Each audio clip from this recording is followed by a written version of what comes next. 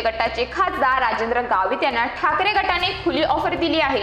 नाराज आहात तर आम्हाला मदत आणि आमचा प्रचार करा, असे महाविकास आघाडीच्या उमेदवारी भारती कांबळी यांनी जाहीरपणे सांगितले।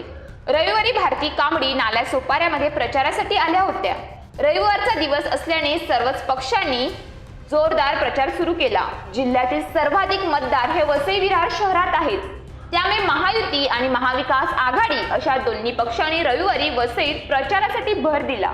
महाविकास आघाडीच्या उमेदवारी शिवसेनेच्या भारती कांबळी यांनी देखील नालासोपाऱ्यामध्ये रविवारी प्रचार फेरी काढली।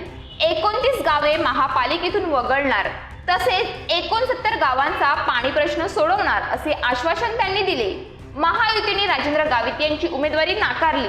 त्याबद्दल विचारले असता त्यांच्या पक्षाने कुणाला उमेदवारी द्यावी हा त्यांचा अंतर्गत प्रश्न आहे। मात्र राजेंद्र गावित नाराज आहेत तर त्यांनी आम्हाला मदत करावी आणि आमचा प्रचार करावा, असे कांबळी यांनी सांगितले। भारती कांबळी यांनी गावित यांना दिलेली ही डिवसणारी ऑफर चांगली चर्चेत आहे। 2019च्या लोकसभा निवडणुकीत राजेंद्र गावित यांनी शिवबंध बांधून शिवसेनेत प्रवेश केला होता आणि ठाकरे गटाचे खासदार म्हणून निवडून आले होते। मात्र शिवसेनेतील बंडानंतर ते शिंदे गटात गेले होते। जर गावित यांनी ठाकरे गटाची साथ सोडली नसती तर आज ते पालघरमधील महाविकास आघाडीचे उमेदवार असते, असे बोलले जात आहे।